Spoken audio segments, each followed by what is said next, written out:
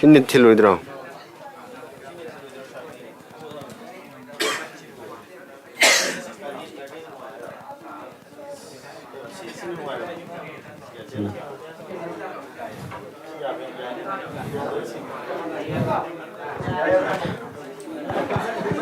하우지라. 하우지.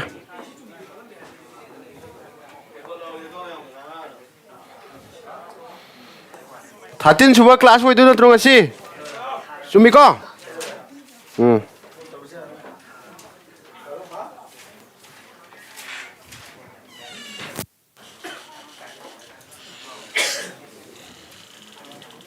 Hore. Langan. General awareness. Yengo. Question 1 da hai. Where is Indian Maritime University IMU headquarter located? ISQ di kya hai? Headquarter hai ni ko. Kai wo du noi. Sha ni yengo noi kanon hai bu question ya thak khang da yawi sha han biu hai bu do. Jemu yengo. Maritime hai be thati ke koi. Ising mai le du ni ko.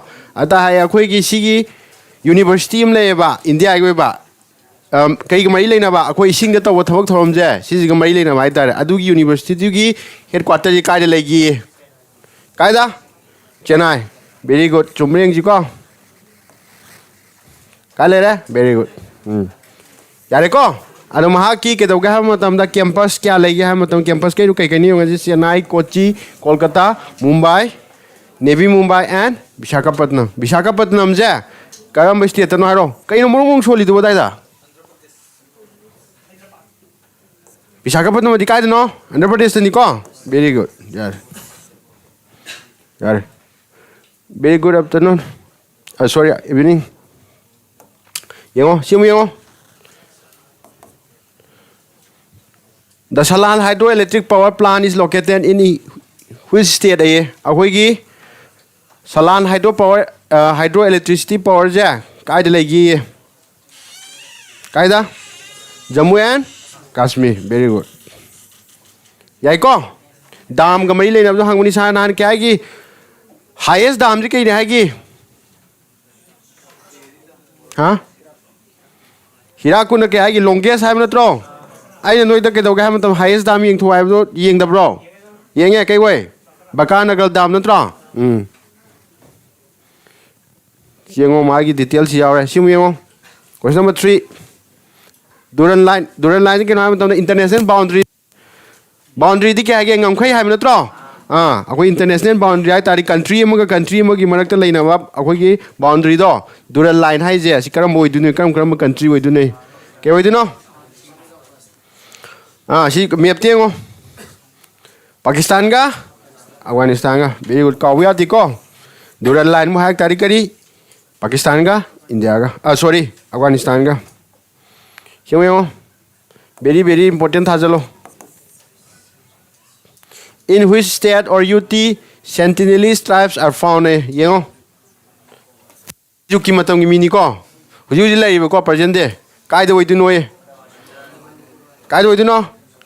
Si woi gadra na, woi roi Sikkim woi gadra, woi roi Arunachal Pradesh woi gadra, woi roi Lakshadweep woi gadra. Hype sing nei ko sa. Ma ja island am na tro. Si ju kai no.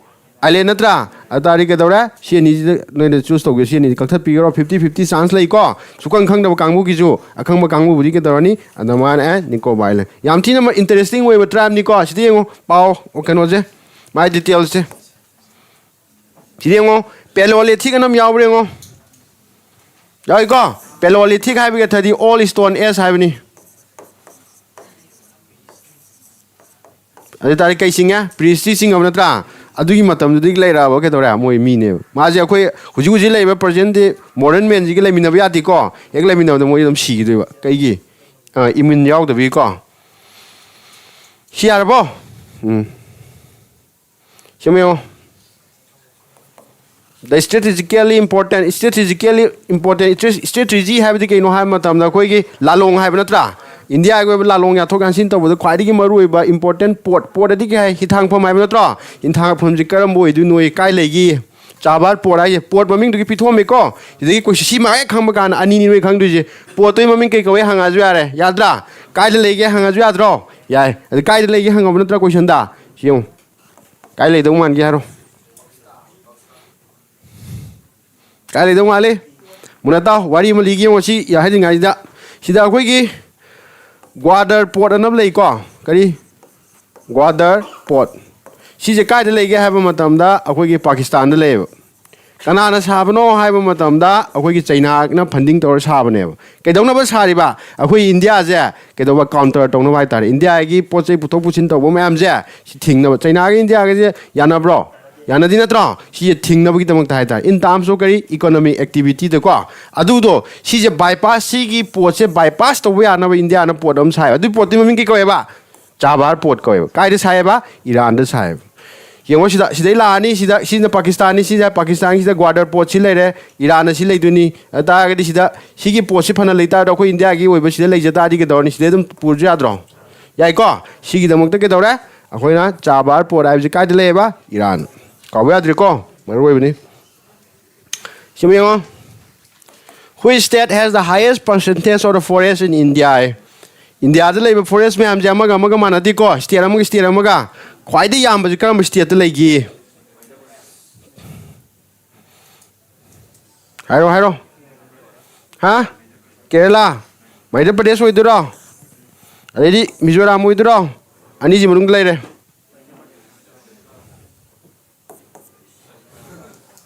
Yantar ba? Kyo? Kya ngamai percentage ya? 85.4% ni ko. Siapa yang? Amaru ko si very very important thajan bio. Which of the following water bodies separates the Andaman Island from the Nicobar? Andaman and Nicobar Island hydro ko na.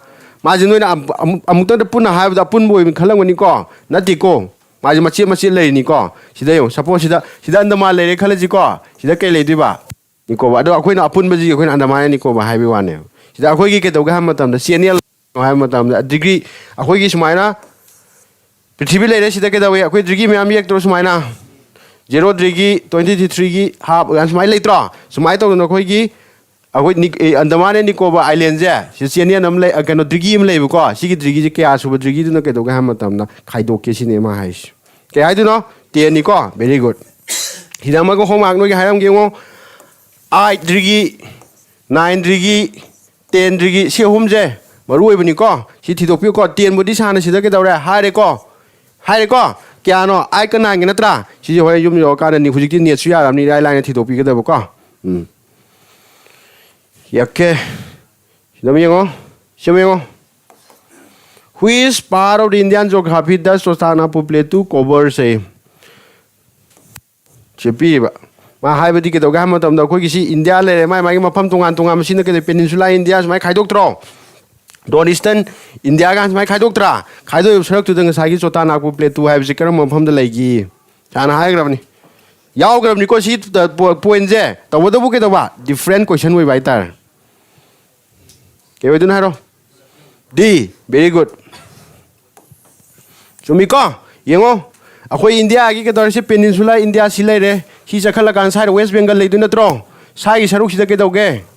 Jharkhand lagi Chhattisgarh lagi me amji kita oke tu no. Chotana Pupletu lagi tu na tro. Ya oke. Siapa yang? Jauh dia kalau yang sini different kita oke tu ba. Question we kita tu ba. Ozon kita ni santak piau kalau ni ko. Siapa? Sanan ke hagi convention nadi ke dau ke ha matam da khoi gi minameta convention gan yaw ke bra san ta pakan da minameta hai tari kai ningjang wai gi sana markari ningjang hai dro sumai to no khoi gi protocol ha bidi ke no ha matam international organization me ampun laga da si to ya ba si to ya da ba na am lei bu ko adu bu ke kai hai khang na ga matam da koi na protocol ko wi ana Montreal protocol hai tari kai gi mai le ne ba ozone ga mai le ni ka wi ati ko ata di hai ro koi no wall ozone de je kam matam da pang to ke ro 16 September, very good. 16 September je kita we aku ni each and every year kaya hanya celebrate tu eba one also day. Ada theme mana lagi ni ko? Lagi tra? Ada theme tu kaya nosi maju kangpi kita ba. Yare. Sidiong Geneva Protocol, Kyoto Protocol, Nagoya Protocol lagi tra? Si macam kaya gemari lagi nak yang bikin tahu ni ko. Just hanya si kita hire mana si macam ignore tu salah ba tu Pui aina hawak pada juhai gram ni sana. Sana tak ije ke tahu re, noi dah lagi faham kan na, dari hang kibu jual. Gentai ko aduga laibak thiragana chana point di pukhalam bhai tar tabu explain di torom da bhai tar kai badi loina explain tongam lay gamba ji oidro wari ne gentar ba aduna just chana taiba point se si kai gamari environmental mari lena ba kanon topic na tro sumaina atai sana montro gan ta khre atai je le jere ba koyo to adedi nagoya protocol ne kai gamari lena to no sa thi do ne sumaina no de khat thi jalak ba sarona ju khat tok salak ba ado tari ke do ne kana no mai phang du ja ultimately no na tro sumaina khat tok biu ko yengo yar kuidra bani tha wa ge wa ba tha am ta ngai ra bani yengo semo yengo. What is the full form of insa? Si no ma jita tu orang ni deno. Udra. Si mai full form jika ino.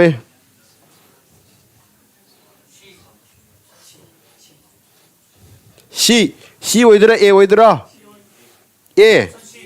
Si. Very good. Si udra ni ko. Indian small arm system hai ni. Yengo si no ma jiki ma ki defect me am lai ko. Cái defect nó khá hay không kêu xin nó bây giờ any nơi nào hỏi hành nghiệp đó chú tụm parliamentary procedure biểu là nó mà nó lấy bài năm này sẽ bài ra yên ngô mà chẳng như là hay phải yên ngô bữa mà cái magazine ra full swam halam ngồi hành đi có cái gì nó không ra đó hành đi đó cái đó jam tàu cái liệu mai xí magazine gì ở đây nó mới jam cái nó cái đó bảo effective way đó vậy ta hỏi là sao nó mới mong giáo cái này có sao nào xí mỗi chuyện tôi cái đó này không ba Kau nu kuasa, siapa ada? Siapa yang? Kita ada. BrahMos Aerospace is a joint venture between India and which country? BrahMos hai baju hai dua ke sah, misal lagi mami ni. Juga kita ada khange ko. My joint venture hai dah. Joint venture hai baju kita ada ham matam dah. Karena aku misak ani sang semin dah boleh kita baik tar. Ada mah hai India hai ram ko. India hai ram ko. Ama jika na awal itu no sini. Sana han ke hai ke trick to Myanmar ba sana Myanmar ning jang hai ke bana sana ke hai ke akoi India ke matiang ke kana dom pang lai hai ke sana very good ada tari si kai oira Russia ga yai ko adaga sigi point ji da ke dor ahen point ngong khang ji ko sigi BrahMos hai je turen ani gi maming ne ba ha ka dun heng karam kam turen no bra hang budi akoi mani akoi gi ke no India da bra no hobo kai turen lai Brahmaputra lai natra ada em ho ne no khang oi natra Russia gi turen aming gi maming ni turen gi maming kai ko gi ngo si da no pa zero ka udna ba kai ko ri Moscow ba yar ba sumaya do hang ka dun ni ko BrahMos hai je bra for Brahmaputra Mos means kari Moscow ba yar ba ada hong ang ga pi ge ko mo ta sana ke dogre missile makhal myam lai hai gre ko ada ri si ge BrahMos hai ba missile je Karma makan ni bisa no tidak piu ko. Jadi apa? Macam long range way dora, the medium range way dora, short range way dora. Macam lagi ko. Adu macam kan mana tiga dah buka. Tiu. Saya siapa yang? How many star does captain have? Captain nama star kya lagi? Star 3. Kau ya diko. Majority kya lagi? Amu yau diko star. Mari kau no. Asal kata ni ko. Kau ya di sini tu sana orang. Nela ningjang na buka. Ya ada tadi sikit tare. Option number A tare ko. Very good. Siapa yang? India jika lagi Delhi dah ba? Pune ko?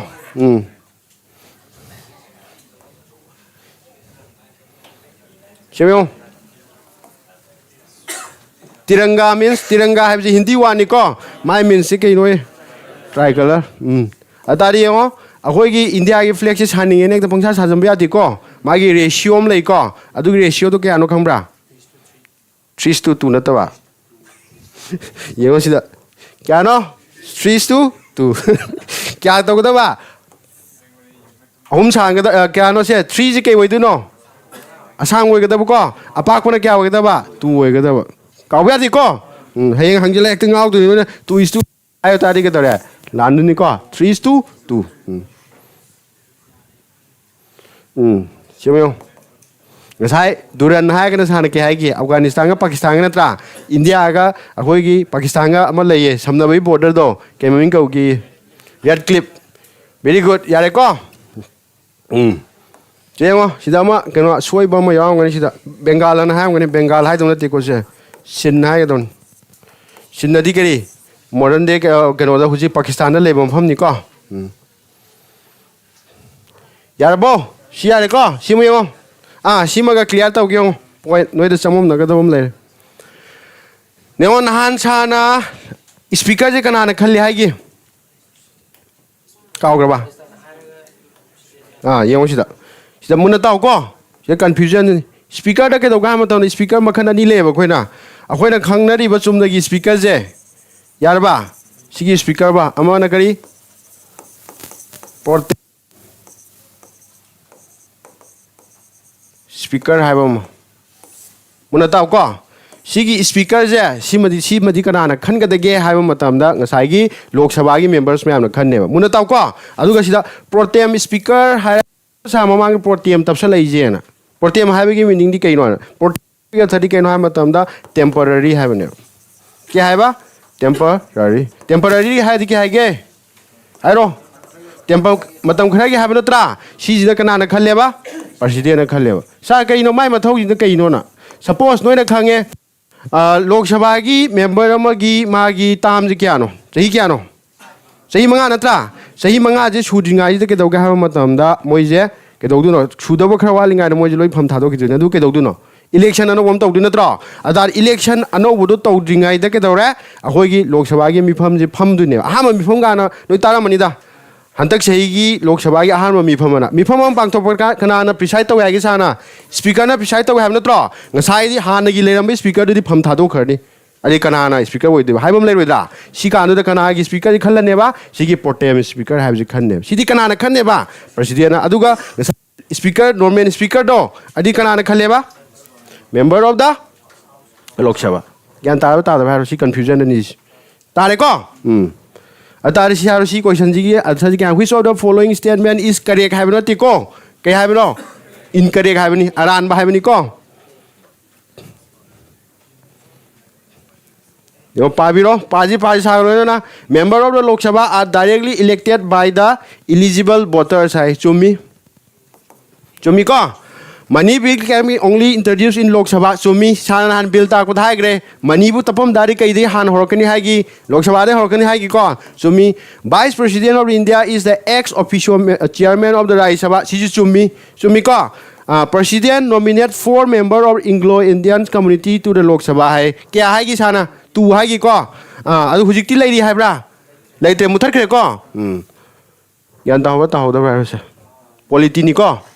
Ada Shide Shiki question there. Some Han Bayabana. Huji the Hang Payaba. Huji 2024 Tauren election, Lok Sabha election. Shida Kogi Anglo-Indian Kaya Kangi Hang Payako. Am Kandeko. Kayino. Sana 2000 Kia the Lucian Grahage. 2019 the Lucian Graham no draw. Atari 2000 Kia no Queen Hunter election Togija. 24 no draw. 24 I was yet 19 Matang the Traba. Atari Gadora. Adu Kambi, you got Shiki Ponja. Amo Kandi Kanga the Waka. Okay, yeah, anyway. So, my she's a talk we out of this Hannah. State color you the Chimpa power and 100 and high go. Pavangam Tag the Yala Hackatun.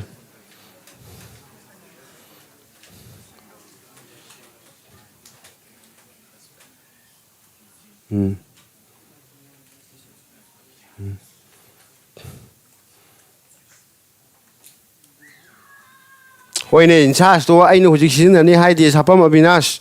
She know any high grade which is high Rishana, the holder ball. When last slide to look at Karaman when it's in do not have it.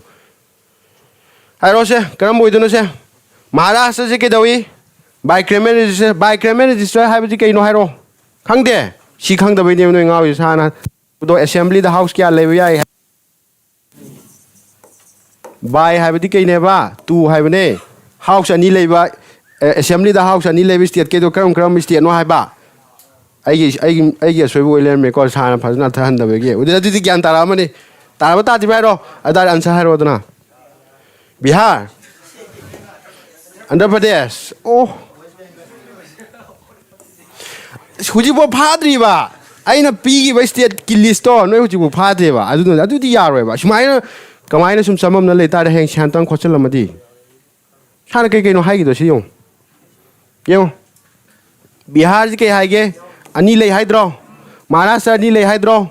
kitang serious way jiko no ye phagi taw no hayeng hangjela ga ne kong pa ga tholapui thabak tok seba Uttar Pradesh ani lei tro Karnataka ani lei Andhra Pradesh ani lei Telangana ani lei ba yan ta bra atari si West Bengal yaw bro very good Mr. D very good West Bengal yan ta ba singwaro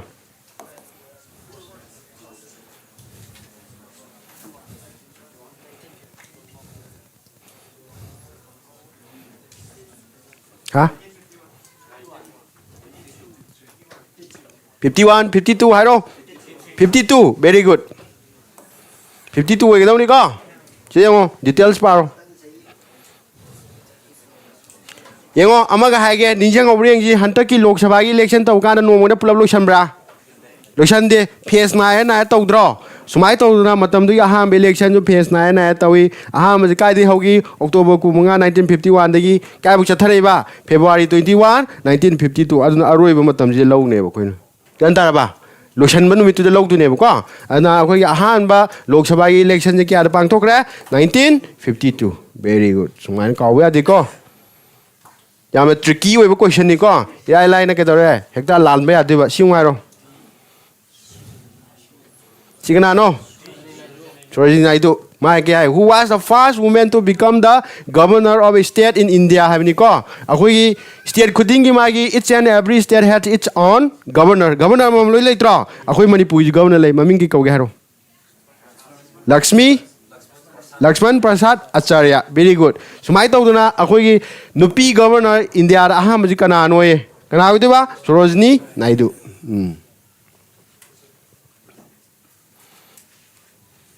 Siapa Siapa di kalu ni option yang ano question ini hai je ke hai no hanan khang mangam brai ro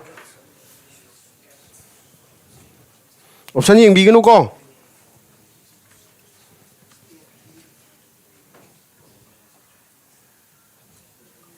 question ini hai je ke hai no khang bra khang de munataro sana hai tari o hai ka tu ni cabinet mi pham bang thok ma dam da ma gi cabinet khara sintok sin tau du ni tau du re hantar ki tau do ma li gan pau da hai ba taram gani tabra adu du ke hai khang na ga ma da khoina reshuffle taw ko we yan tar ba ada khoi gi minister sintok sin tau bu je sibu ke ko ba akhoi gi minister reshuffle ko we adu sideng portfolios hai ba je ke no hai ma tam da mana forest minister works minister leidra adu gu ma gi department ma gi mai pham mam do adu ke ko ga ma tam da khoina portfolio ko we yar ba adu ta agri ma hai je ke hai no akhoi gi state legislative assembly da leiri ba minister mayam do adu sintok sinjin taw ge hai ta ri kana na taw ga da gi chief minister na tra ata re no ne luri je ke problem oi ra ma question gi meaning oi ma ba hayeng di hang boy adong na ti ko yan tar ba ya de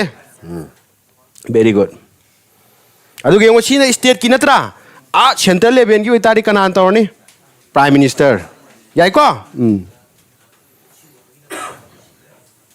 simai ro na nai no khomak pi gi ni kana honestly pa bra yeng ge fundamental duty se ji kai no san ta kre ba part kya ni hai gi fundamental duty se 4A natra aina fundamental duties mayam lei bani noi pau hai gi ko pa ba nga ni khang de ni yong hai ro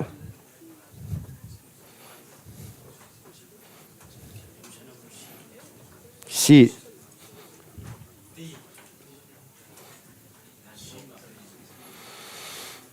che si pa ba ju si yong ya fundamental ai khang ye ba noi ka ju thi lo moi khang ye ba sa na to la pi ja ra ni se sa salo sa bu ta lagta ri tal le ka ai ju khang de du di yo paro sida ju atha khang da ba yaw ta ga de haro ko sa halak ke ko sa si pon je ke hai no khang de na hai ta ga di hai ro bo dum ba kok ti halo luri ne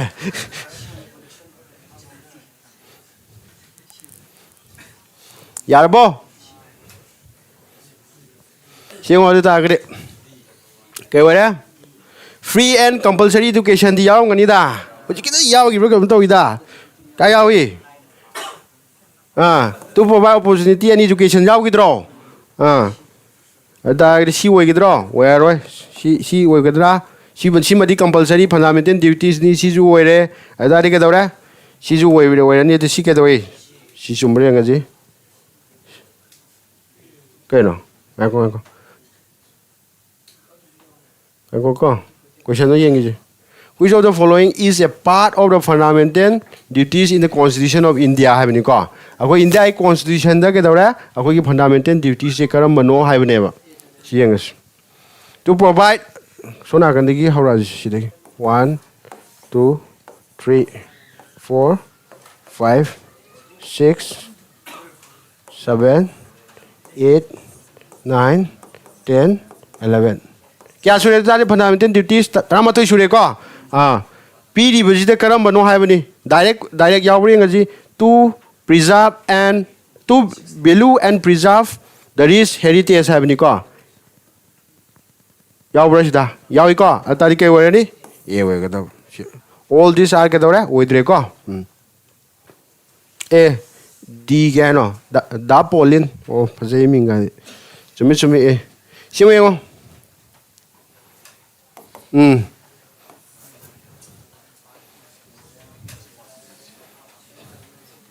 yengo ta gari sidagi sigi x se kaigi matang karamba ek oiramadagi yengo sigi yenga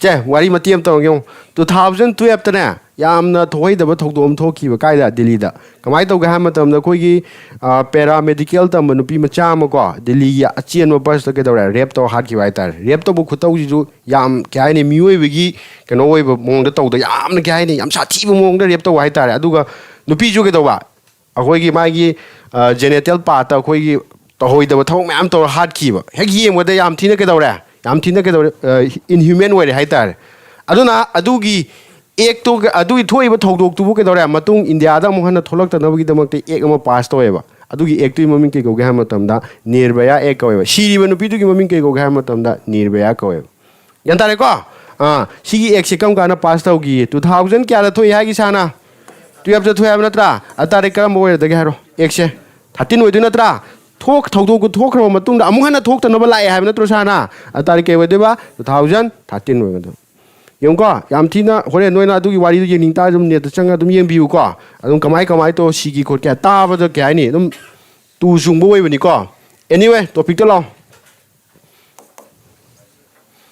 what is the primary functions of the RBI की मागी मरुइबा यंगो सिदा primary हाबिदि के तवा तौद्रि यादरबा हाबिनि को secondary नमजु लेत्रो नोइना secondary हाबि के thirty करी तोजु हाबा तौदजु याद मरु खवइबा वाट पाइ तारे को अदु क मनु आरबीआई सि यं मथौं मयाम पिरे यं सिदा हाबि के दौनि को सि यंगजि मा हाय बैंकर्स बैंक हाबनि बैंकर्स बैंक हाबदि बैंक अमा दौ मा नौ के दवा बैंक ओइसम बैंक gi मथौ जि कइनो पैसा सानतोकपा अमसुं के दवा पैसा लौसम मदु नत्रो सिमो वरे इशू करेंसी हाबनि अखोइ करेंसी जि के दवा पिथोकपा हाय तारे खुदम मना काना 10 चपी 20 चपी म्याम लेत्रो सि कना नमगे एसबीआई नंब्रो नमदि कना न आरबीआई नमे अदासि देंगो to manage the country's foreign exchange reserve से फॉरेन एक्सचेंज हाबदि कइनो खंब्रा खुदम मना हाय काना अखोइना मपालमदगी पोट अम लैगी खलजेबा खुदम मना हाय काना अखोइगी सिदा अखोइना सिजनैबा पेट्रोल डीजल मयाम जे अखोइ इंडिया दा फंगबदि खर खक्तनेबा मपालमदगी लैबा ngaktaनेबा ग्यान ताई तादि सानाय जे आना मपालमदा थावगी ममन हेंकले दे तारे अखोइ इंडिया दा जु हेंकलनि मणिपुर दा जु हेंकलनि हायरमगनेबा हायब्रा हायदब्रो कईगिनो दा मपालमदि लैबैनेबा कईगुम्बा इंडिया दगी लैजबोय तागदि अदुगी हेंकलकद्रो हेंकलोयबा अदु मपालमदगी लैबा हायजे नंगना केदोगे हमतन इंडिया गी रुपीस पू लैबा यारोयबा कईदे लैदुनो अतोपा करेंसी दे लैदु नत्रो let's say suppose common way international दा यानाबा डॉलर करेंसी दी केनो हमतन डॉलर नेबा हाना इंडिया पैसा दे कईदो वंथोकदिबा डॉलर दा वंथोगा लैदुनेबा अदु मानसि आए फॉरेन एक्सचेंज हायबदे ngasai वंथोक वंजिन गी तौबदो अदु अखोइना के हाय खंगना गा हमतन दा फॉरेन एक्सचेंज कोय यारबा सिगी फॉरेन एक्सचेंज से के दौरे डॉलर अमा जे क्या गा मानै हुजि $1 जे 84 89 लेरमगनी को मागी फ्लक्चुएट लेबनी सुमाइना क्या वइदुनो कमाय तौदुनो हायबजे कनाना मैनेज तोएबा आरबीआई न यारबा to issue currency note ngasai सान हायगरे पैसा नंबा पीबा तौबुजि कनाना तोय हायगे आरबीआई तोय हायबा नत्रा सिमजु यारे टू रेगुलेट कमर्शियल बैंक हाय ngasai कमर्शियल बैंक हाय तारि केनो हाय मतमदा कोइगी सेन तानबगी दमकता लेबा बैंक खुदम हाय कान एसबीआई एचडीएफसी कनाना लेबा म्याम जे ऑल दिस आर के कोयबा कमर्शियल बैंक आक्तनी को सी म्याम जु कनाना यंगजनदुबा आरबीआई ने यंगजनदुने आरबीआई गे अयाब यावदु तारि मोय बैंक तौबा यादे ꯌꯥꯔꯕ ꯑꯗꯩ ꯅꯣꯏꯅ ꯃꯥꯏꯀ꯭ꯔꯣ ꯐꯥꯏꯅꯥꯟꯁ ꯀꯥꯟꯅ ꯕꯦꯡ ꯃꯆꯥ ꯃꯆꯥ ꯃꯌꯥꯝ ꯂꯩꯇ꯭ꯔꯣ ꯑꯩꯈꯣꯏ ꯂꯩꯀꯥꯏꯗ ꯂꯩꯇ꯭ꯔꯣ ꯁꯤ ꯃꯌꯥꯝꯁꯨ ꯑꯥꯔ ꯕꯤ ꯑꯥꯏꯒꯤ ꯃꯈꯥꯗ ꯇꯧꯒꯗꯕꯅꯦꯕ ꯑꯗꯣ ꯑꯥꯔ ꯕꯤ ꯑꯥꯏꯅ ꯌꯥꯗ ꯇꯥꯔꯒꯗꯤ ꯃꯣꯏ ꯊꯤꯡꯖꯤꯟꯈꯤꯗꯣꯏꯅꯦꯕꯀꯣ ꯁꯤꯒꯨꯝꯕ ꯃꯌꯥꯝꯁꯦ ꯀꯅꯥꯅ ꯇꯧꯋꯦꯕ ꯑꯥꯔ ꯕꯤ ꯑꯥꯏꯅ ꯇꯧꯋꯦ ꯑꯇꯥꯔꯗꯤ ꯑꯣꯞꯁꯟꯗ ꯀꯩ ꯂꯩꯔꯦ ꯑꯣꯜ ꯑꯣꯐ ꯗ ꯑꯩꯅ ꯍꯥꯏꯕ ꯇ꯭ꯔꯤꯛꯁꯤꯁꯨ ꯍꯦꯟꯅ ꯁꯥꯟꯅꯧꯀꯣ ꯑꯣꯜ ꯑꯣꯐ ꯗ ꯑꯕꯞ ꯌꯥꯎꯔꯝ ꯇꯥꯔꯗꯤ ꯀꯩ ꯍꯥꯏꯕ ꯁꯥꯔꯅ ꯑꯗ ꯍꯥꯟꯅ ꯊꯣꯝꯃꯨ ꯍꯥꯏꯕꯗꯣꯀꯣ ꯌꯦꯡꯉꯣ ꯑꯇꯩ ꯂꯦꯝꯍꯧꯔꯤꯕ ꯁꯥꯔꯅ ꯑꯦꯛꯁꯄ꯭ꯂꯦꯟ ꯇꯧꯍꯧꯗꯕꯒꯩꯗꯣ ꯁꯤꯗ ꯂꯩꯔꯦꯀꯣ ꯍꯣꯔꯦꯟ ꯄꯤ ꯗꯤ ꯑꯦꯐꯇꯅ ꯍꯦꯟꯅ ꯃꯌꯦꯛ ꯁꯦꯡꯉꯛꯀꯅꯤ ꯁꯤꯃꯨꯛ ꯌꯦꯡꯉꯣ ꯋꯥꯠ ꯏज ꯗ ꯁꯤꯝꯕꯣꯜ ꯑꯣꯐ ꯑꯥꯔ ꯕꯤ ꯑꯥꯏ ꯍꯥꯏ ꯉꯁꯤ ꯀꯣꯏꯁꯟꯗ ꯌꯥꯎꯕ ꯃꯥꯜꯂꯦ ꯀꯔꯤ ꯇꯥꯏꯒꯔ ꯇꯥꯏꯒꯔ ꯀꯩ ꯑꯣꯏꯗꯣꯏꯅꯣ ꯍꯥꯏꯔꯣ ꯚꯦꯔꯤ ꯒꯨꯗ ꯌꯥꯔꯕ ꯁꯤꯗ ꯌꯦꯡꯉꯣ ꯁꯤꯗ ꯇꯥꯏꯒꯔ ꯁꯤ ꯂꯩꯔꯦꯀꯣ ꯁꯤꯗ ꯎ ꯑꯃ ꯌꯥꯎꯗ꯭ꯔꯣ ꯁꯤꯒꯤ ꯎꯁꯤꯒꯤ ꯃꯃꯤꯡ ꯀꯩ ꯀꯧꯒꯦ ꯍꯥꯏꯕ ꯃꯇꯝꯗ ꯑꯩꯈꯣꯏꯅ ꯄꯥꯝ ꯇ꯭ꯔꯤ ꯀꯧꯋꯦ ꯌꯥꯔꯕ ꯀꯥꯎꯕ ꯌꯥꯗꯦꯀꯣ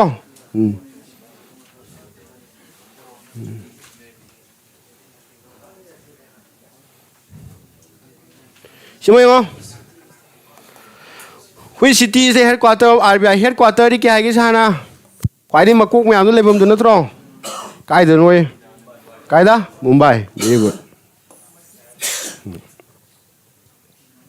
ꯁꯤꯃ ꯌꯦꯡꯉꯣ ꯖꯦꯅꯔꯦꯜ ꯁꯥꯏꯟꯁ ꯖꯦꯅꯔꯦꯜ ꯑꯦꯋꯥꯔꯅꯦꯁꯀꯤ ꯄꯣꯔꯁꯟ ꯂꯣꯏꯈ꯭ꯔꯦꯀꯣ ꯖꯦꯅꯔꯦꯜ ꯁꯥꯏꯟꯁ ꯌꯦꯡꯉꯣ ꯅꯣꯏ ꯚꯣꯄꯥꯜ ꯒ꯭ꯌꯥꯁ ꯇ꯭ꯔꯦꯖꯤꯖꯤ ꯇꯥꯔꯕ ꯋꯦꯕ ꯁꯤꯔꯤꯁ ꯑꯃꯁꯨ ꯊꯣꯛꯄꯅꯤꯀꯣ ꯁꯤꯒꯤ ꯃꯇꯥꯡꯗ ꯕꯦꯁ ꯇꯧꯕ ꯑꯗꯨ ꯌꯦꯡꯉꯣ ꯃꯥꯒꯤ ꯀꯩ ꯍꯥꯏ ꯍꯨꯏꯁ ꯑꯦꯃꯣꯡ ꯗ following gas was leak at the Bhopal during the Bhopal gas tragedy at 2 to 3 December 1984 ꯅꯣꯏꯅ ꯄꯣꯏꯟꯁꯦ ꯁꯤꯃ ꯈꯪꯕꯤꯒꯗꯕ ꯀꯔꯝ ꯀꯥꯟꯗ ꯊꯣꯛꯈꯤ ꯍꯥꯏꯕ ꯑꯃ ꯒ꯭ꯌꯥꯟ ꯇꯥꯔꯕ ꯑꯗ ꯂꯤꯛ ꯑꯣꯏꯕ ꯒ꯭ꯌꯥꯁꯇꯣ ꯀꯩ ꯒ꯭ꯌꯥꯁꯅꯣ ꯕꯤ ꯑꯦ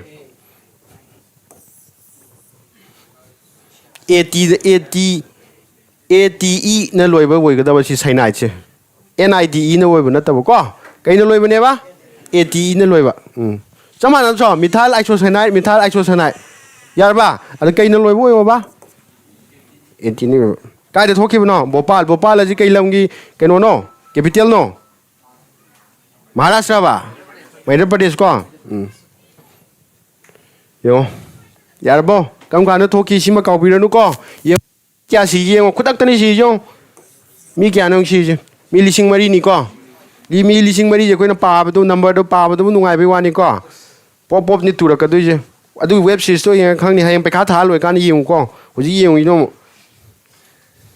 ꯁꯤꯃ ꯌꯦꯡꯉꯣ Which non-methane is commonly used for disinfecting water? Disinfecting ꯍꯥꯏꯕꯒꯤ ꯑꯊꯗꯤ ꯏꯁꯤꯡꯗ ꯌꯥꯎꯕ ꯃꯍꯤꯛꯇꯣ ꯍꯥꯠꯇꯣꯛꯄ ꯍꯥꯏꯇꯥꯔꯦ ꯀꯔꯝꯕ ꯏꯂꯤꯃꯦꯟ non-methane ꯁꯤꯖꯤꯟꯅꯒꯤ ꯀꯩꯅꯣ ꯀ꯭ꯂꯣꯔꯤꯟ ꯚꯦꯔꯤ ꯒꯨꯗ ꯃꯥꯏ ꯑꯦꯇꯣꯃꯤꯛ ꯅꯝꯕꯔ ꯀꯌꯥꯅꯣ ꯄꯤꯔꯦꯀꯣ ꯑꯗꯨ ꯇꯥꯔꯗꯤ ꯌꯦꯡꯉꯣ ꯁꯥꯔꯅ ꯅꯍꯥꯟꯗꯒꯤ ꯁꯤꯒꯨꯝꯕ ꯏꯂꯤꯃꯦꯟ ꯑꯃꯃꯝ ꯌꯥꯎꯕ ꯀꯣꯏꯁꯟꯁꯦ ꯑꯗꯨꯝ ꯄꯨꯈꯠꯂꯛꯑꯝꯒꯅꯦꯕ ꯄꯨꯈꯠꯂꯛꯇ꯭ꯔꯥ ꯑꯗ ꯁꯥꯔꯅ ꯑꯃ ꯍꯥꯏꯒꯤ ꯑꯦꯇꯣꯃꯤꯛ ꯅꯝꯕꯔ 1ꯗꯒꯤꯅ 20 ꯐꯥꯎꯒꯤ ꯃꯅꯨꯡꯗ ꯂꯩꯕ ꯏꯂꯤꯃꯦꯟꯒꯩꯗꯣ ꯐꯥꯗꯣꯛꯑꯣ ꯍꯥꯏꯒꯤꯀꯣ ꯄꯨꯈꯠꯂꯛꯏꯕ ꯃꯌꯥꯝꯁꯦ ꯁꯤꯗꯩꯅ ꯁꯤꯐꯥꯎꯒꯤ ꯃꯅꯨꯡꯗ ꯂꯩꯕ ꯉꯥꯛꯇ ꯑꯣꯏꯔꯝꯒꯅꯦꯕ ꯑꯣꯏꯕ꯭ꯔꯥ ꯑꯣꯏꯗꯕ꯭ꯔꯥ ꯍꯥꯏꯔꯣ ꯑꯣꯏꯀꯣ ꯑꯗꯨ ꯇꯥꯔꯗꯤ ꯀꯩꯗꯧꯔꯦ ꯐꯥꯔꯁ 1 to 20 ꯑꯦꯇꯣꯃꯤꯛ ꯅꯝꯕꯔ ꯏꯂꯤꯃꯦꯟꯁꯦ ꯀꯩꯗꯧꯔꯦ ꯈ꯭ꯋꯥꯏꯗꯒꯤ ꯃꯔꯨꯑꯣꯏꯕ ꯏꯂꯤꯃꯦꯟ ꯉꯥꯛꯇꯅꯦꯕ ꯁꯤꯃ ꯄꯨꯂꯞ ꯐꯥꯗꯣꯛꯄꯤꯒꯗꯕꯅꯤꯀꯣ ꯑꯦꯇꯣꯃꯤꯛ ꯅꯝꯕꯔ ꯀꯌꯥꯅꯣ ꯀꯃꯥꯏꯅ ꯇꯧꯕꯅꯣ ꯁꯤꯝꯕꯣꯜꯅ ꯀꯩꯅꯣ ꯍꯥꯏꯕꯁꯦ ꯁꯤꯁꯨ ꯈꯪꯕꯤꯒꯗꯕ ꯑꯣꯀꯦ ꯁꯤꯃ ꯌꯦꯡꯉꯣ ꯁꯤꯃ ꯌꯦꯡꯉꯣ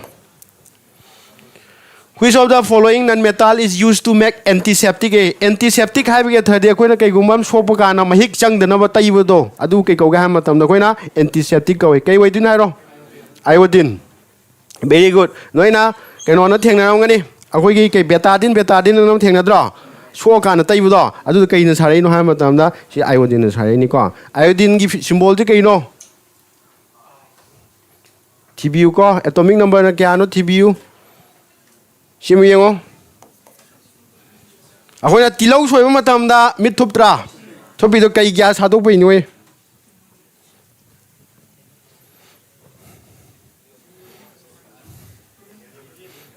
ꯀ꯭ꯂꯣꯔꯤꯟ ꯑꯣꯏꯗꯣꯏꯔꯥ ꯍꯦꯂꯤꯌꯝ ꯑꯣꯏꯗꯣꯏꯔꯥ ꯁꯜꯐꯔ ꯑꯣꯏꯗꯣꯏꯔꯥ ꯃꯤꯊꯦꯟ ꯑꯣꯏꯗꯣꯏꯔꯥ ꯍꯦꯂꯤꯌꯝ ꯁꯜꯐꯔ ꯑꯣꯏꯗꯣꯏꯅꯤꯀꯣ ꯁꯤꯒꯤ ꯁꯜꯐꯔꯁꯤꯅ ꯀꯩꯗꯧꯔꯦ ꯑꯩꯈꯣꯏꯒꯤ ꯇꯤꯜꯍꯧꯒꯤ ꯃꯅꯨꯡꯗ ꯌꯥꯎꯖꯕ ꯃꯥꯒꯤ ꯄꯣꯠꯁꯛ ꯑꯃꯒ ꯔꯤꯌꯦꯛꯁꯟ ꯊꯣꯛꯑꯀꯥꯟꯗ ꯑꯦꯁꯤꯠ ꯑꯃ ꯐꯣꯝ ꯇꯧꯗꯣꯏꯅꯦꯕ ꯑꯗꯨꯅ ꯑꯗꯨꯒꯤ ꯑꯦꯁꯤꯠꯇꯨꯅ ꯑꯩꯈꯣꯏꯒꯤ ꯃꯤꯠꯇ ꯀꯩꯗꯧꯋꯦ ꯅꯨꯡꯉꯥꯏꯇꯕ ꯐꯥꯎꯍꯟꯗꯣꯏꯅꯦꯕ ꯗꯤꯇꯦꯜꯁꯇ ꯄꯥꯕꯤꯔꯣꯀꯣ ꯁꯤ ꯌꯥꯎꯔꯦꯀꯣ ꯁꯤ ꯉꯥꯏꯔꯣ ꯋꯥꯠ ꯏꯁ ꯗ ꯌꯨꯁ ꯑꯣꯐ ꯕꯦꯟꯆꯣꯔꯤꯃꯤꯇꯔ ꯄꯤꯛꯆꯔ ꯌꯦꯡꯉꯣ ꯄꯤꯛꯆꯔꯗ ꯐꯨꯝꯕ ꯌꯥꯎꯔꯕꯅꯦ ꯑꯟꯁꯔꯁꯦ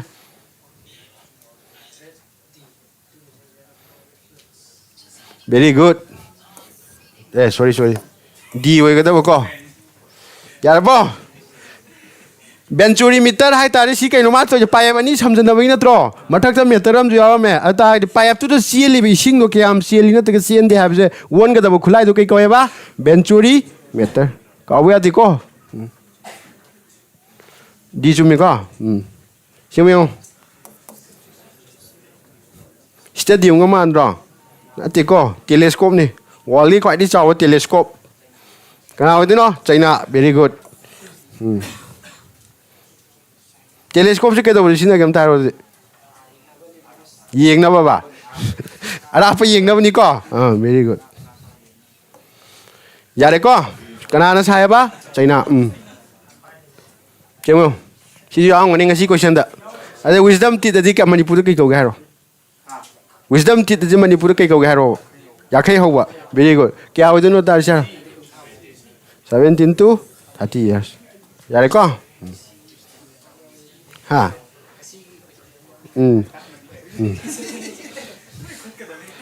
ngang tàu mà đi khăng cái đó à ngang tàu đâu vậy xem ở đây study of composition of tissue mấy am gì cầm tissue nó yau nó hai đôi khi này nè bữa đó adu cái cầu ghi cái phi sana gì đó cái đấy histology hay tại history này nè bữa đó ní gan khăn cái nó có histology hay cái gì tissue này nè cái đó chỉ là thông đồng tôi luôn chứ không etymology analogy myology जे कहीं no साने साहे तो तुम्हारे को खिदोपियो को सिमुएवा what is the meaning of invertebrate from the following vertebrate है बती कहीं no यांगलेन शरूपान बाहे बनेत्रो invertebrate है तारी in तपक तारी negative वाट सेमई निको तारी पान दबा है बनी तारी कहीं वरे lack of backbone backbone अदी कोई चीज़ ले यांगलेन शरूज निको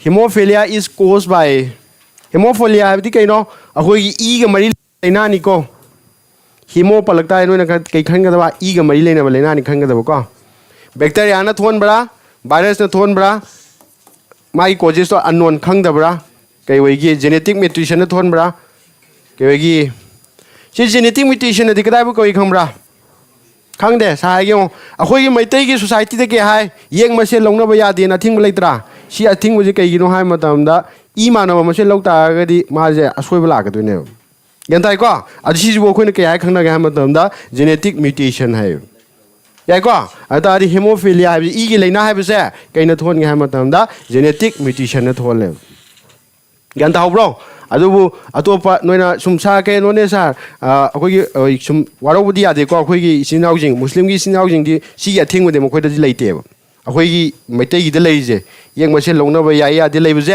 अतोपदि लेते को अदु लेतगा मोइदि याउदि सा कइगिनोना हेक थोखने हाब लेते सपोज अइना येंग नुपी लौरे खलजेबा अइगी चादो सिगी म्यूटेशन जे थोलक्तब याय अदुबो अइगी चादुना हयेंग माना नुपी थिरकान माय मचादो ओगिबजु याय कम काना थोलकदनो हाबजु लेते कंपलसरी के दोबा थोकति थोकने खंगौरे को सिबो खोने काय खंगनेबा जेनेटिक म्यूटेशन अना नोइना चौगम थीबा अदेदी मरोन थोकतबा अदेदी किडनी नाम याउदबि पोकलेगा अदे हार्ट तो होरेगा याम याउद्रो हुजिकान देंगांगजे सि कइगिनो हाय मतमदा सिगी जेनेटिक म्यूटेशन ने थोन मागतने अमरोम दा हाय तारे अखोइगी मैतेगी पाइ पुजि थागदिङाय ओइनिको सिगी थिंगबो थममिजे हेंगो Panthera pardus is a scientific name of the के वैदु नोय Panther वैदुरा leopard वैदुरा lion वैदुरा tiger वैदुरे के वैदु बा चुम्बेओ चुमिको सीधी ट्रिक लेती को डायरेक्ट साइंटिफिक नेम दी भाभी के दबा साना नान के है कि मैंगो की साइंटिफिक नेम दी कहीं है कि हाँ मैंगीफेरा इंडिका को संगाई की साइंटिफिक नेम दी कहीं है रो Sarbus LD को LD याव मदारी कहीं ना संगाई की खंबी के दबो को यार सुमायना नोंगेन की जो कहीं नो खंगतो की दबा लोई खंगवी मथोक ता देबा साइंटिफिक नेम दी लोई लेई नेबो को लोई खंगवी मथोक पा दे नोई खंग दुरी करी माय माय कोई मणिपुर की लेरेबा कनो की संगाई खंबीरो ꯑꯗꯩꯗꯤ ꯑꯩꯈꯣꯏꯒꯤ ꯃꯅꯤꯄꯨꯔꯒꯤ ꯂꯩꯕ ꯁꯤꯔꯣꯏ ꯂꯤꯂꯤꯒꯤ ꯁꯥꯏꯟꯇꯤꯐꯤꯛ ꯅꯦꯝ ꯈꯪꯕꯤꯔꯣꯀꯣ ꯎꯅꯤꯡꯊꯧꯒꯤ ꯁꯥꯏꯟꯇꯤꯐꯤꯛ ꯅꯦꯝ ꯀꯩꯅꯣ ꯈꯪꯕꯤꯔꯣ ꯀꯩꯒꯤꯅꯣ ꯃꯣꯏꯁꯦ ꯁꯥꯟꯅ ꯄꯜꯂꯛꯏꯁꯦ ꯃꯣꯏ ꯁ꯭ꯇꯦꯠꯀꯤ ꯎꯅꯤꯡꯊꯧꯁꯤ ꯀꯩꯅꯣ ꯁ꯭ꯇꯦꯠ ꯇ꯭ꯔꯤ ꯅꯠꯇ꯭ꯔꯣ ꯑꯗꯩ ꯅꯣꯡꯏꯟꯅꯁꯤ ꯁ꯭ꯇꯦꯠ ꯕꯥꯔꯠ ꯅꯠꯇ꯭ꯔꯣ ꯂꯥꯛꯋꯥꯏ ꯁꯨꯃꯥꯏꯅ ꯇꯧꯗꯅ ꯑꯩꯈꯣꯏ ꯏꯟꯗꯤꯌꯥ ꯄꯨꯝꯕꯩ ꯈꯪꯕꯤꯔꯣ ꯅꯦꯁꯅꯦꯜ ꯕꯥꯔꯠ ꯑꯣꯐ ꯗ ꯏꯟꯗꯤꯌꯥꯁꯤ ꯀꯩꯅꯣ ꯂꯣꯇꯁ ꯅꯠꯇ꯭ꯔꯣ ꯂꯣꯇꯁꯀꯤ ꯀꯩ ꯑꯣꯏꯗꯣꯏꯅꯣ ꯈꯪꯕꯤꯔꯣ ꯑꯗꯩ ꯅꯦꯁꯅꯦꯜ ꯑꯦꯅꯤꯃꯦꯜꯁꯤ ꯀꯩꯅꯣ ꯇꯥꯏꯒꯔ ꯅꯠꯇ꯭ꯔꯣ ꯇꯥꯏꯒꯔꯒꯤ ꯀꯩ ꯑꯣꯏꯗꯣꯏꯅꯣ ꯈꯪꯕꯤꯔꯣ ꯁꯨꯃꯥꯏꯅ ꯌꯥꯏꯀꯣ ꯅꯦꯁꯅꯦꯜ ꯕꯥꯔꯠ ꯅꯦꯁꯅꯦꯜ ꯕꯥꯔꯠꯇꯤ ꯁꯣꯔꯤ ꯀꯩ ꯑꯣꯏꯗꯣꯏꯕ ꯄꯤꯀꯣꯛ ꯑꯣꯏꯗꯣꯏꯕ ꯑꯦꯅꯤꯃꯦꯜ ꯍꯥꯏꯕ ꯁꯥꯟꯅ ꯌꯥꯗ꯭ꯔꯦꯅꯦ ꯁꯥꯁꯨ Which organism is responsible for alcohol fermentation ꯍꯥꯏ ꯄꯠꯊ ꯄꯨꯝꯊꯍꯟꯕꯗ ꯑꯩꯈꯣꯏꯅ ꯁꯤꯖꯤꯟꯅꯕꯗꯣ ꯀꯩ ꯅꯣꯏꯅ WT ꯆꯥꯔꯦꯀꯣ WTꯁꯦ ꯀꯩꯗꯧꯏ ꯈꯔ ꯀꯨꯏꯁꯜꯂꯛꯑꯀꯥꯟꯗ ꯄꯨꯝꯅꯝ ꯅꯝꯃꯝꯒꯅꯤ ꯁꯤꯟꯅꯝ ꯅꯝꯃꯣꯏ ꯇꯧꯏꯗꯣ ꯑꯗꯨ ꯀꯩꯒꯤꯅꯣ ꯍꯥꯏꯕ ꯃꯇꯝꯗ WT ꯁꯥꯕ ꯀꯥꯟꯗ ꯀꯩ ꯁꯤꯖꯤꯟꯅꯩꯕ ꯌꯤꯁ ꯑꯅ ꯁꯤꯖꯤꯟꯅꯩꯀꯣ ꯁꯤꯒꯤꯅꯤ ꯁꯤꯁꯦ ꯁꯨꯡꯌꯥꯎ ꯌꯥꯎꯗꯕ ꯌꯥꯗꯦꯀꯣ ꯍꯦꯛ ꯌꯥꯎꯗ꯭ꯔꯕ ꯅꯣꯏꯅ WTꯁꯦ ꯇꯥꯁꯜꯂ ꯌꯦꯡꯉꯣ ꯁꯨꯃꯥꯏꯅ ꯄꯨꯂꯞ ꯁꯥꯃꯨꯛ ꯆꯥꯎꯕꯗꯣ ꯄꯨꯂꯞ ꯇꯥꯁꯜꯂꯣꯕ ꯁꯥꯃꯨꯛꯇꯪ ꯆꯥꯎꯕ ꯃꯣꯏꯗ ꯃꯇꯨꯝ ꯑꯃꯅ ꯁꯥꯃꯨꯛ ꯆꯥꯎꯕ WTꯗ ꯑꯣꯏꯍꯜꯂꯛꯏꯅꯦꯕ ꯒ꯭ꯌꯥꯟ ꯇꯥꯗꯦ ꯑꯗꯨ ꯀꯩꯅꯣ ꯇꯧꯍꯜꯂꯛꯏꯅꯣ ꯁꯤꯒꯤ ꯌꯦꯁꯁꯤꯅ ꯇꯧꯍꯜꯂꯛꯏꯅꯦꯕ ꯑꯗꯥꯏ ꯁꯤꯒꯤ ꯑꯟꯁꯔꯁꯤ ꯀꯩ ꯇꯥꯔꯦ ꯌꯦꯁ ꯚꯦꯔꯤ ꯒꯨꯗ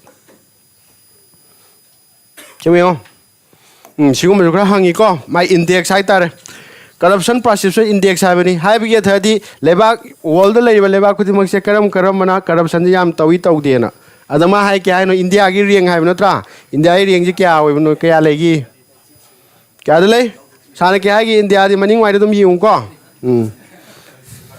ꯀꯥꯏ ꯂꯩ ꯁꯤꯗ ꯌꯥꯎꯔꯤ ꯁꯤꯗ ꯌꯦꯡꯉꯨ ꯀꯌꯥ ꯂꯩꯒꯦ ꯏꯟꯗꯤꯌꯥꯁꯦ 93 ꯂꯩꯇ꯭ꯔꯥ ꯚꯦꯔꯤ ꯒꯨꯗ ꯌꯦꯡꯉꯣ ꯁꯤꯗ ꯁꯤ ꯈꯛꯇ ꯅꯠꯇꯦꯀꯣ ꯅꯣꯏꯅ ꯈꯪꯕꯤꯗꯣꯏꯁꯦ ꯊꯑꯣꯏꯒꯤ ꯁꯥꯅ ꯁꯤꯒꯤ ꯀꯠ ꯑꯥꯎꯠꯁꯦ ꯍꯥꯞꯄꯛꯏꯅꯤ ꯀꯩꯒꯤꯅꯣ ꯍꯥꯏꯕ ꯃꯇꯝꯗ ꯌꯦꯡꯉꯣ ꯅꯝꯕꯔ 1ꯗ ꯂꯩꯕꯗꯨ ꯀꯅꯥꯅꯣ ꯗꯦꯟꯃꯥꯔꯛ ꯅꯠꯇ꯭ꯔꯥ ꯁꯨꯃꯥꯏꯅ ꯈꯪꯕꯤꯒꯗꯕ ꯑꯗꯨꯇꯥꯔꯗꯤ ꯗꯦꯟꯃꯥꯔꯛꯁꯤ ꯃꯔꯨ ꯑꯣꯏꯔꯛꯑꯕꯅꯦꯕ ꯑꯩꯈꯣꯏ ꯏꯟꯗꯤꯌꯥꯒꯤ ꯀꯣꯟꯇꯦꯛꯁꯇ ꯃꯥꯁꯦ ꯅꯩꯅꯕ ꯀꯥꯟꯗꯗꯤ ꯃꯔꯨꯗꯤ ꯑꯣꯏꯗꯦꯕ ꯇꯧꯕꯇꯕꯨ ꯀꯩꯗꯧꯒꯦ ꯍꯥꯏꯕ ꯃꯇꯝꯗ ꯁꯤꯒꯤ ꯏꯟꯗꯦꯛꯁꯁꯤꯗ ꯃꯥ ꯌꯥꯎꯁꯜꯂꯛꯑꯕ ꯅꯠꯇ꯭ꯔꯥ 1 ꯇꯥꯔꯦꯕ ꯑꯗꯨꯇꯥꯔꯗꯤ ꯅꯣꯏ ꯈꯪꯕꯤꯗꯣꯏꯁꯦ ꯗꯦꯟꯃꯥꯔꯛ 1 ꯇꯥꯔꯦ ꯁꯤ ꯈꯛꯇꯪ ꯄꯥꯕ ꯌꯥꯗꯦ ꯗꯦꯟꯃꯥꯔꯛ ꯀꯦꯄꯤꯇꯦꯜ ꯀꯩꯅꯣ ꯈꯪꯕꯤꯗꯣꯏꯅꯦꯕ ꯑꯗꯩ ꯗꯦꯟꯃꯥꯔꯛꯁꯤ ꯀꯔꯝꯕ ꯀꯟꯇꯤꯅꯦꯟꯗ ꯂꯩꯒꯦꯁꯦ ꯁꯨꯃꯥꯏꯅ ꯈꯪꯇꯣꯛꯄꯤꯒꯗꯧꯅꯦꯕ ꯌꯥꯏꯀꯣ ꯆꯩꯅꯥꯒꯁꯤ ꯀꯌా ꯂꯩ ꯏꯟꯗꯤꯌꯥꯗꯒꯤ ꯄꯥꯀꯤꯁꯇꯥꯟꯗꯤ ꯌꯦꯡꯉꯣ ꯐꯖꯔꯦ ꯀꯌꯥꯗ ꯂꯩ 133ꯅꯤꯀꯣ ꯌꯦꯡꯉꯣ ꯀꯌꯥ ꯀꯟꯇ꯭ꯔꯤ ꯀꯌꯥ ꯂꯩꯕ ꯇꯧꯕꯩ ꯃꯅꯨꯡꯗ 180 ꯀꯟꯇ꯭ꯔꯤ ꯃꯅꯨꯡꯗ ꯌꯥꯔꯕꯣ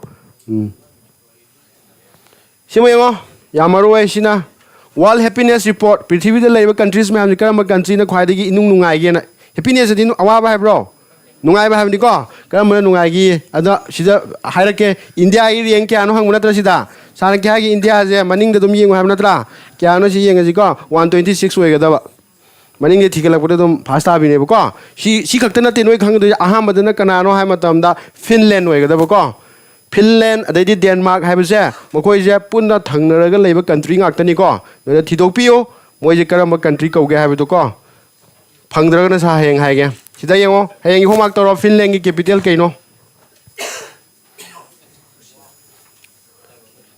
ꯀꯩꯗꯧꯔꯦ ꯁꯤ ꯀꯩꯅꯣ ꯇꯧꯔꯦ ꯅꯣꯏꯅ ꯄꯥꯕ꯭ꯂꯤꯛꯇ ꯊꯥꯔꯦ ꯑꯗꯨꯅ ꯌꯦꯡꯉꯣ ꯑꯒꯥ ꯈꯥꯟ ꯇ꯭ꯔꯣꯐꯤ ꯁꯤ ꯀꯩꯒ ꯃꯔꯤ ꯂꯩꯅꯒꯦ ꯑꯩ ꯁꯒꯣꯜ ꯌꯥꯎꯔꯦꯅ ꯍꯣꯁꯦ ꯁꯤ ꯍꯦꯛꯇ ꯍꯥꯏꯖꯟꯕꯅꯤꯅꯦ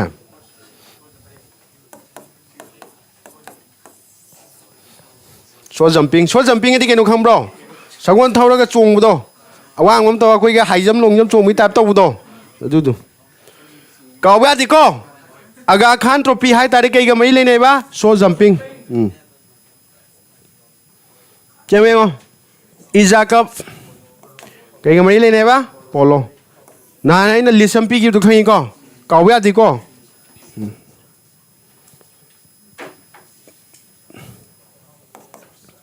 ꯆꯍꯤ ꯀꯌꯥ ꯂꯩ ꯑꯣꯂꯦꯝꯄꯤꯛ ꯄꯥꯡꯊꯣꯛꯈꯤ ꯀꯌꯥꯅꯣ ꯃꯔꯤ ꯚꯦꯔꯤ ꯒꯨꯗ ꯑꯗꯨ ꯇꯥꯔꯗꯤ ꯍꯥꯏꯔꯣ ꯑꯣꯂꯦꯝꯄꯤꯛꯇ ꯑꯩꯈꯣꯏ ꯔꯤꯡ ꯁꯨꯃꯥꯏꯅ ꯌꯥꯎꯏꯀꯣ ꯔꯤꯡ ꯀꯌꯥ ꯌꯥꯎꯋꯦꯕ ꯃꯥꯅ ꯔꯤꯄ꯭ꯔꯖꯦꯟ ꯇꯧꯔꯤꯗꯨ ꯀꯩꯅꯦꯕ 5 ꯀꯟꯇꯤꯅꯦꯟ ꯆꯨꯝꯃꯤꯀꯣ ꯃꯆꯨꯗꯣ ꯀꯩꯅꯦꯕ ꯀꯥꯎꯈ꯭ꯔꯦ ꯑꯗꯨ ꯀꯥꯎꯕ ꯌꯥꯗꯦꯀꯣ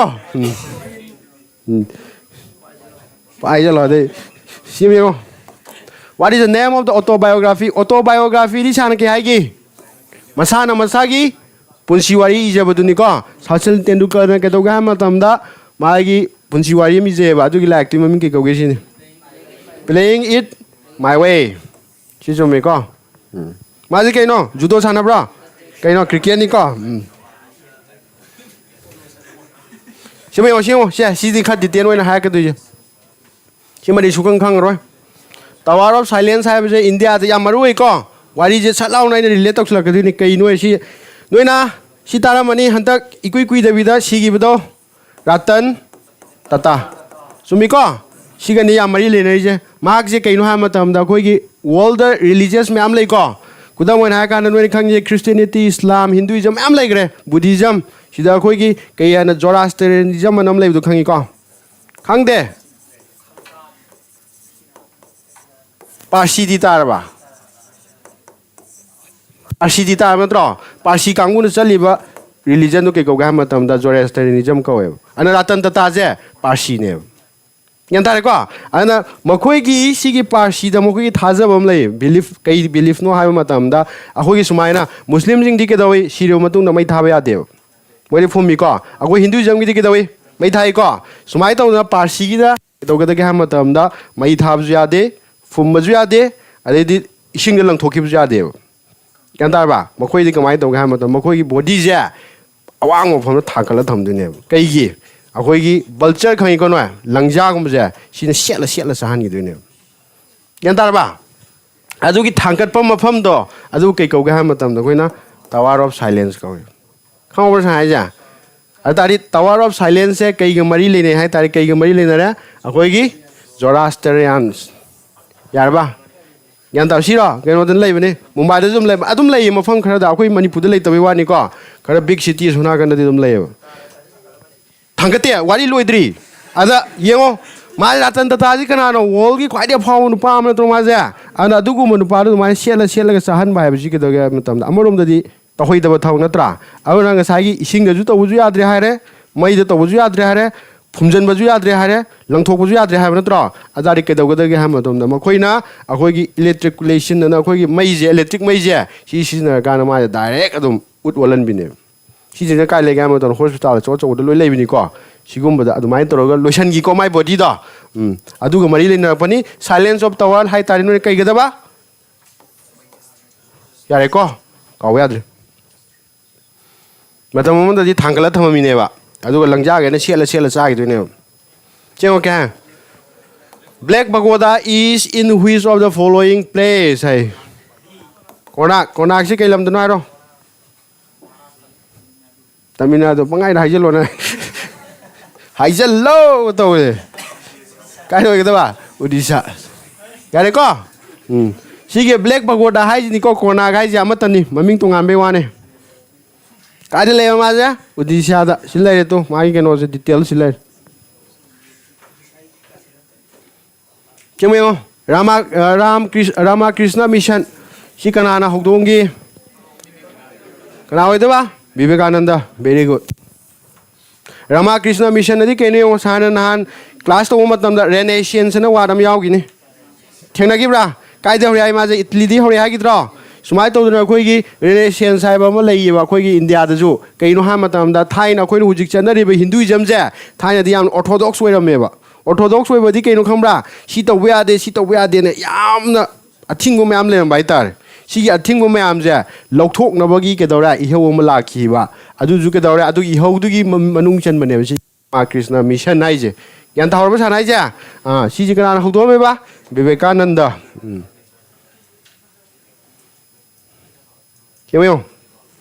When is the Parkam Divas observed every year? Kya 23. Prakam Dios adi ke haige akoi ki Subhash Chandra Bose ningsing thoram ni ko kam kanda 23 we bra 25 we bri ngaji kya we ba 23 very good sidi awre ma gi details si awre ko kana na hokdok pono hai matam da ke dora Prime Minister ya sina hokdok pu awre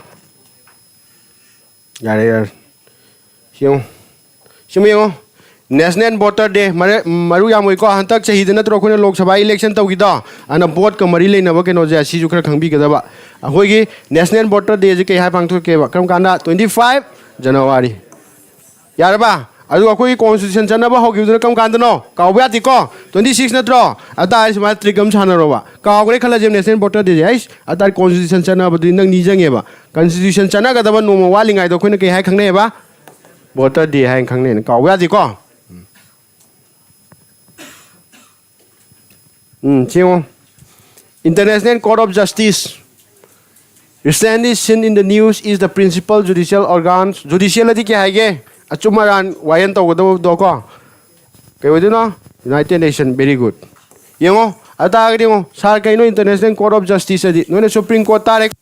Yengo, ako India ki judiciary system da suppose High Court ay case am sok na reba. Ada court na High Court na ingon na pili ba ay wayan do. Ay na PN kala jeba. Sana kay sa piya ay Supreme Court sa piya Hydra. Supreme Court na pili ba wayan dong PN da agad ay na mo na pili just kaya na pili po wayan no habang tido ne ba ina mo. Just ama katang na wala magana just to ani chubi or han. Sibuk ti yari ko. Sinata ba international ki thak ta lai khala jeba. Ay wayan sa thana ho na mo tam na. Atari karma court sat kadage Supreme Court sapati yagidra yaroi atari kai sat kani International Court of Justice habi sakane yarba magi headquarters kai le ga matam da Netherlands ki capital the Hague habi du le ko yengo Hague gan charbo sile yo Hague na pa no ko se Hague na pa ba di ko kyan pa ga ba Hague na pa ga ba yan tawar sanai ja hayam pe khada dum hang pe ICJ magi full form ji kai kawi ICJ ki headquarter ji kai de le gena kai de le hai du no na the Hague Chimo Tibu Island recently seen in news is situated between which two countries sidayong kai le ni India and Sri Lanka kai gino khamra akoigi ngami khara je kedoga ha matam da phadok phajin tawe sidagi ju kedora akoi India dai ju nga pha ba chatui ne ba ari sid lai ba si me am je koi India na loi chaning ma pham sa pa di ko loi khang ga da bam na sa kainu samudri samuga pa sa pa am ngani khalam ngane ba ya de so adai sona kan ju kedoga ha matam Sri Lanka na chaning sa pa phang sa pa de my boundary lai ba ko adu bo koi na ke ha khang na ge ha tam da ke ha khang ne ba territorial water ha khang ne ba si ji gi manung ji tok ja ga da ne ba yan tarba sigi henjelu ma taw ma ka thora ne dong coast guard si me ami dong koi thok thok le de film no tamin film no jam jang ni smuggle to ka mu no to pha ba do puspa tu yaw do khai ko adu do ke to ga ha ma tam khara pha do pha jin to wai tar moi nga mi jing ji adu gi damak ta maru re ni ko anyway yare ha moi tawmi ba thabak tu makha pole ngami oi tari dum khudak dum tha taru ki manung thadro jai ko illegal smuggle tor magan ka dora mabun si supam jen thang yu jai simayo sida computer how do you copy all content with a shortcut key control plus a very good chalo pi ko si ka lo simayo how do you cut with a shortcut key cut to ga tari kai no control plus x Here which shortcut key used to paste to get control plus B P na kayo no print very good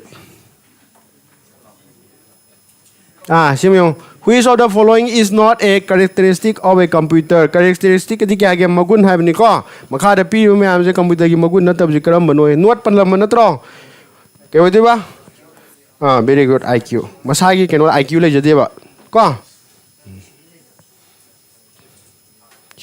what is the full form of LED bulb and have gani kay adu mai full form ji kai noi light emitting diode very good siang ngasai na nongmai am gi wari to gi bra to gi ko insan sai ba nongmai do mo sin to ne have no tro mo sin to ji kana sin to da si nongmai yin sin to ka de ne yan ta bra adu ga ma gi nongmai de gi maming ki ka gi ngo si da cái câu ba Ugram dạ đấy con ở ngoài cái magazine đó nó mấy round kia sang game mà tầm nó kia sang lên ba 20 round aduga marks cái đầu game mà tầm nó kia lum tụi này less than kia cái 4 kg mấy đi cái na yang tụi này tan riêng không cái nào nó sai cái gì con The Ugram was designed and level friendly with it was developed in collaboration with the Takpa Amar India Private Limited hai India ra sa bani ko ya ba adu ko ma gi maming ja sigi Ugram gi meaning ji kaino ha ma tam nai ferocious yam sathi ba bane adu ko ma effective range na kya ne ba 500 meter